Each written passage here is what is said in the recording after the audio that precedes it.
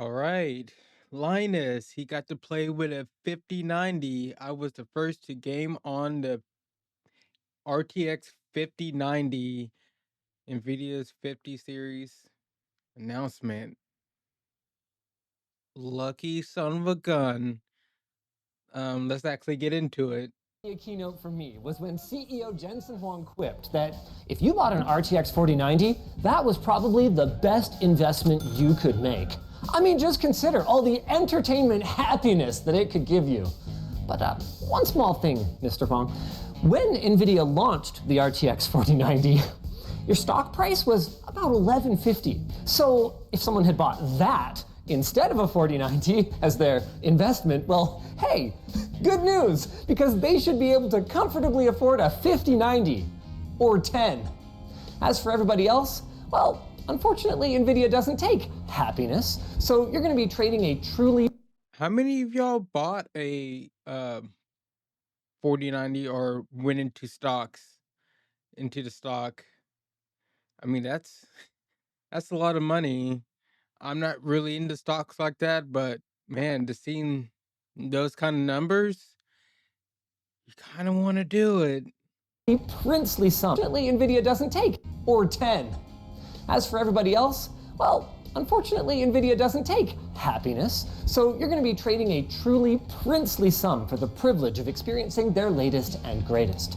But affordability aside, this was a heck of an event. NVIDIA kicked it off with the most beautiful real-time rendered demo that I have ever seen, and then followed it up with a slew of new RTX Blackwell 50 series GPUs with brand new technologies like DLSS 4.0, DLSS Transformer, Neural Faces, and some of the GPUs even have prices that, taken at face value, might actually be kind of exciting. Jensen claimed on stage that the 5070 will offer 4090 levels of performance at $549. Then immediately followed that up with a huge red flag saying that this feat would be impossible without AI. So I was all like, sick, woo! And then I was all like, I wouldn't want to see it. well, no sooner did I say that than some burly guys in green showed up and said, all right, you cynical tech-tipping son of a bitch, we're gonna show it to you right now, but you gotta do the thing. The thing, I said? Yeah, the thing. All right, the thing. The segue to our sponsor, Wicked Cushions. Give your headset a new lease on life with Wicked Cushions replacement ear pads. They offer impeccable comfort and more than a dozen awesome looks. Get your own Wicked Cushions using our link in the video description today. Hey.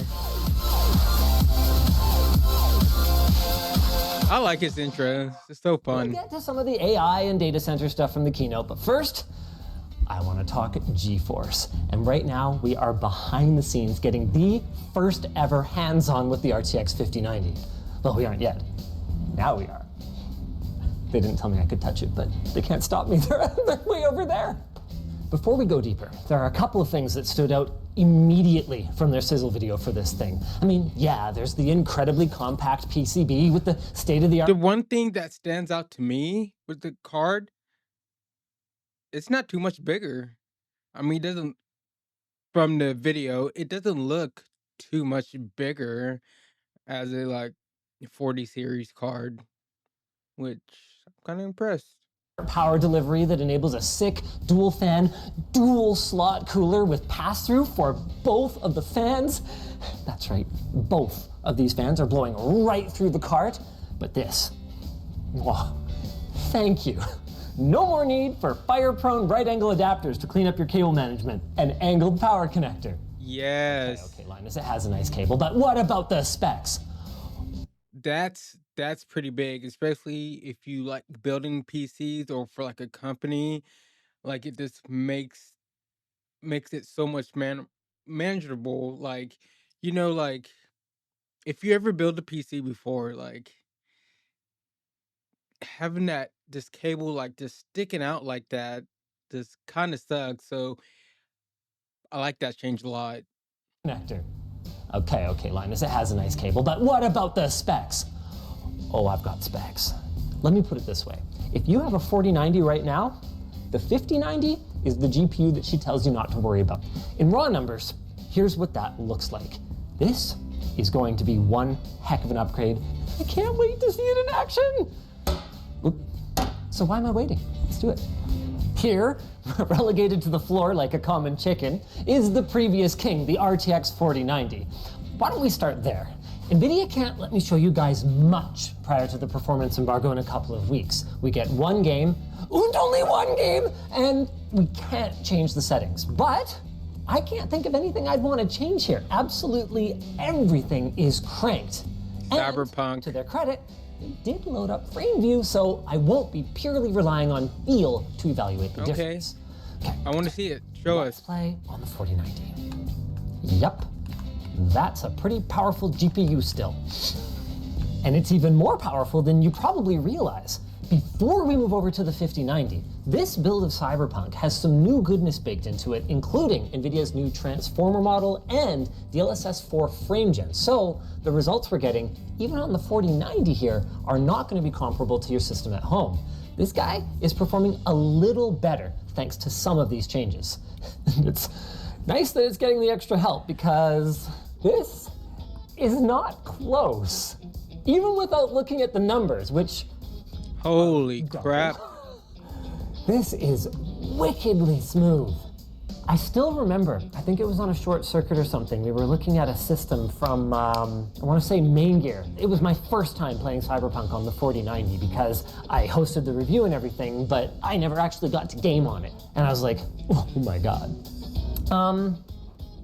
Yeah, it was a lot faster. And it's like, where are the That's a pretty big jump. Now, I have a 30 series, but I don't have like a 3090 or 3080. I have a 3070 Ti. And I do multiple things. I have 3 monitors, okay? So I do like multiple things. I stream off this one computer, I play games, and it's not bad, no, but I don't get very good frame rates. Um so I'm a little behind. I mean, it'd be so nice to have like a 3080. That's very impressive. Like, I mean, to me, like if you have like a 3080, 3090, somewhere around there, or even in the 40 series now, you're like, those numbers ain't nothing, Oh, that's what I usually get. I mean, but some people are still like 2 generations behind. So I know, surprising, but and you still have people like in the last generation who don't have the higher tier graphics cards like me. So like going from like a third, I can only imagine going from a 3070 Ti to like a freaking 50 series card. Oh my god. Yeah, it was a lot faster. And it's like, where are the polygons, you know? Where have my polys gone? Sure, the thing is priced at 2,000 US dollars, a 25% increase, and is rated at 575 watts, but for the first time in what feels like Is it forever, going to use at least we're AI? getting more for the money. Like, this feels like a truly Halo tier product. The 512-bit memory bus, 5,000 more CUDA cores, and noticeably better performance. Like, I can't believe that this is Cyberpunk running at 4K with ray tracing. Yeah, that's very impressive. Because it isn't. FrameGen and AI-assisted ray tracing are doing a lot of heavy lifting here. Jensen gave us a bit of insight into this, telling us that out of the about 33 million pixels in his demo, only 2 million of them were calculated, with the rest extrapolated using AI. But, okay, I mean, it doesn't matter as long as it looks good, right? So how good does it look? While I'm supposed to be just showing this off, what I've actually been doing is looking around for a couple of interesting examples of how DLSS 4 doesn't handle everything perfectly. See the way this text kind of jitters and blurs if I move around? It's not. See, even when he was like moving around, it looked kind of blurry, but I don't know if that's like from the camera trying to capture it and stuff. Maybe they have motion blur on and stuff. I'm not sure, but it looked kind of janky to me. But you know how YouTube videos and how cameras capture stuff, it can kind of dis- destroy, dis- make it look bad. Interesting examples of how DLSS 4 doesn't handle everything perfectly. See the way this text kind of jitters and blurs if I move around? It's not as clear Yeah. as the rest of the frame. See, it's okay if I do it. It's okay if I strafe. And I've noticed some instances of particularly bright or high contrast objects having little ghosts on them. With that said, I know what I'm looking for. Other reviewers are going to know what they're looking for. If I were to put one of my siblings in front of this, looks pretty good. And NVIDIA was quick to point out that this is both running at lower latency and with fewer artifacts than DLSS 3.5. Enough about the Yeah, that's a big thing. Like your average gamer, the average person probably won't notice or probably won't care. Like they just see that it looks very nice, but like somebody that who's hardcore, who's actually like watching a YouTube video and stuff, is gonna notice that. Like even for myself, I notice like when frames are really, really low.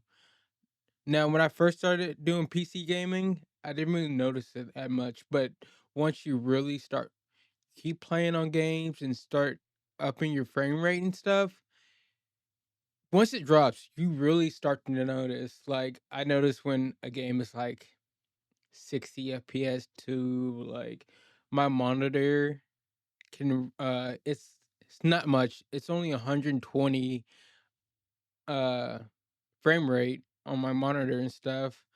But I can definitely tell when it drops, like when I'm getting like 50 to 60 FPS, and it feels to me horrible. It just does. It feels horrible. But your average person, your average Andy and Sandy won't notice it at all, or they just won't care because it just looks nice, you know? 5090 that, let's face it, most people aren't going to buy. Let's talk about the rest of the family.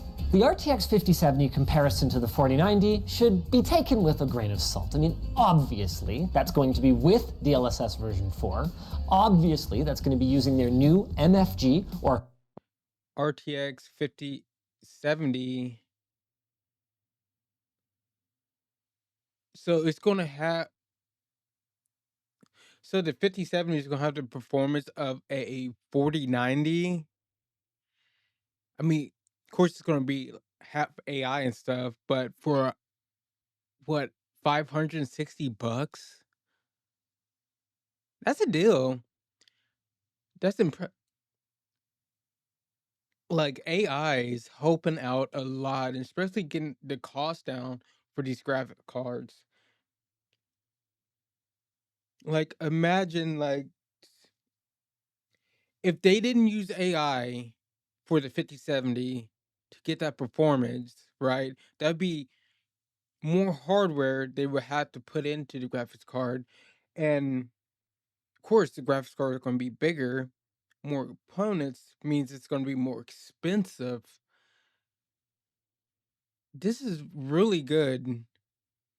Whatever you say about AI or anything, some ways it's helping out a lot. Just let me know in the comments what you think about, the new graphics cards, AI being implemented into them and stuff. For me personally, I don't mind at all. Like that's actually really affordable. to the 4090 should be taken with a grain of salt. I mean, obviously, that's going to be with DLSS version 4. Mhm. Obviously, that's going to be using their new MFG or multi-frame generation at 4x. That feature is limited to 50 Look series at those cards and is jumps powered by though. AI.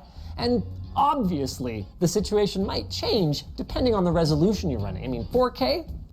But look at those jumps. So the green is the RTX 5070, right? And the gray is the RTX uh okay, this is showing the 4070. Okay, so they're comparing the 4070 to the 5070, which is, I mean, It's still good. Look at these jumps. Like, okay, Far Cry isn't too much of a jump. That isn't either. Cyberpunk's a pretty big jump. D5 render. I mean, some of them are like 2 times, a little bit more. That's very impressive. X. That feature is limited to 50 series cards and is powered by AI. And obviously, the situation might change depending on the resolution you're running. I mean, 4K needs a fair bit of VRAM. So, can a few hundred more CUDA cores net such a wild performance boost? Especially with so much less VRAM? It's a bold claim. I don't know. But I don't like with that. this mix of next-gen CUDA, Tensor, and RT cores, along with GDDR7, it could very well achieve it, at least in some titles. And if it looks anywhere near as good as this does, while costing less than half of what the 4090 did at launch, well, I certainly wish that it had 16 gigs of RAM, but even without it, Yeah. they are going to sell a lot of these. Not to me, you might say. I want 16 gigs of VRAM. Well, then you are going to need to take another step up to the 5070 Ti or another step to the RTX 5080. And about these. If prices had stayed the same, I'd probably be pretty pissed off right now. But the 270 class cards they showed today are $50 less than last gen. And I don't know if that's because Okay, of 750 competition, for the but TI version. hey, progress. And it actually gets better. The RTX 5080, with all the other bells and whistles that we've mentioned so far, and sporting an additional 1,000 CUDA cores compared to its predecessor, is set at just $999. Wow. I say just. I know $1,000 is still really expensive, but that is down $200 from the RTX 4080, or about 16%. It's got next-gen everything, 1,000 more CUDA cores, more than double the AI tops, and more memory bandwidth, meaning it should deliver legitimately flagship class performance at that price, even if there does exist an even higher end card for the mega ballers out there. Right alongside their new desktop GPUs, NVIDIA announced 50 series for laptops as well. They start as low as $1299 with the RTX 5070, and they are claiming 4090 performance using half of the power, and then the lineup goes all the way up to an RTX 5090 at $2899. By the way, if you Okay, that's not bad. I'm not a laptop gamer. I don't have a laptop. Well, I did, but it was a $600 cheap laptop from Walmart. And yes, I say cheap because I mean, trying to do work on it, like editing and streaming on it and stuff. No, no. But for all of y'all who like to play games, who are, you know, on a laptop, what do you think of these prices and the performance to price and stuff? I mean, I don't know how to feel because I really don't. Cause I'm looking at these prices like, okay, RTX 5070 is at basically 1300. Mm, I guess that's pretty good because that's more expensive than a card itself, right? But you got to think about all the other parts that goes into like a tower, building a PC and stuff from a laptop. Like you buy this laptop, you have that GPU in it. It's a set price. There you go. You got your gaming laptop, right? You buy a 5070 for, you know, 500, $700. You still have to factor in all the other pieces to that build, right? The CPU, that's gonna be kind of expensive. If you get a graphics card like that, you're gonna want a decent CPU too, which that's like $200 to $500 in itself. So that already dwarfs that price of the laptop. But that's just my, just looking at me. I'm not a laptop gamer, so I don't know. Let me know what you think. All right, in the comments. RTX 5090 at $2899. By the way, if you want to see our quick first initial reactions to MSI's 50 series cards when we were under embargo, and to watch us prank Colton, why don't you check out our behind the scenes video over at lmg.gg/floatplane. But wait, there's more. Jensen brought a wafer prop onto the stage to illustrate the incredible technology that's built into their NV72 AI racks. He described it as equal to 20 cars. Not 100% sure if he meant in terms of complexity with the 600,000 parts. Yeah, what does he mean by that? Either way, each one draws 120,000 watts, contains 130 trillion transistors, and has 1.4 exaflops FP4. But do what with it? Well, I'm not sure yet, but it's exciting. And he wasn't done. Another big announcement is Cosmos, a world foundation model that's designed and created to understand the physical world. There are 3 levels of models, and they're all openly licensed and available on GitHub: Nano, Super, and Ultra. No. They're saying this is kind of the chat GPT moment for robots to help them interact with the real world, which is super cool and also kind of scary, especially when they brought the army of robots onto the stage. That was cool. Anyway, the point is, you should be able to give a robot a prompt and then just watch it do the thing in the virtual world so that it can train itself virtually. They did it, the Matrix. But it's the human Terminator, baby. the robots. Whew. Dodged a bullet there. Anyway, a big part of the reason for this is that when you're training something like a car, you can just do it in the real world. We're driving around with cameras all the time. We've got lots of data. But when it comes to humanoid robots, it's a lot more challenging because they aren't just running around doing stuff, because if they were, it'd be extremely dangerous. So the idea with Cosmos is to take the wear and tear out of the equation, which will hopefully mean that costs can go way down in robotics development on a physical level. Just exactly what this is going to mean in the long term for everyone, including potentially a lot of warehouse workers that aren't going to need to move things around anymore, well, I guess we'll see. But wait, there's even more. NVIDIA has announced, you guessed it, a ton of partnerships around robotics and machine vision, promising to take the training that's happening in Cosmos and apply that to the real world.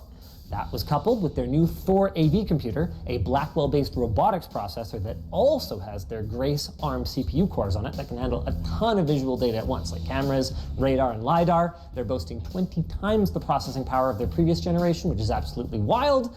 And last but not least, they included a couple allusions to the multi-trillion-dollar industries that they're going to be addressing with all of this technology. So will NVIDIA's stock price soar even higher thanks to our new robot overlords? Again, I'm not sure, because as NVIDIA carefully noted, all of these are forward-looking statements and can't be taken as pure fact. Finally, last but not least, they surprised everyone, including Nintendo, by announcing the Switch 2. I'm kidding, I know that didn't happen. Anyway, that's it. The nearly 2-hour keynote ended, and I had just enough time after trying the RTX 5090 to give you this segue to our sponsor, Wicked Cushions. Are your headphones looking a little old and busted? Bring back the minutes to get your headphones, maybe we'll wicked the rest. Enjoyed this video? Thank you for watching. Check out the rest of our CES coverage. Maybe. Okay, not a bad video. I like Linus in his commentary, but I think it's pretty cool. Like, the new graphics card is going to be more affordable than last series, at least. Like, I might actually try to get a, 5070 or something. I mean, even, I don't know, if someone thinks they're really cool. Uh, I mean, a 5080 at like a grand? Not terrible.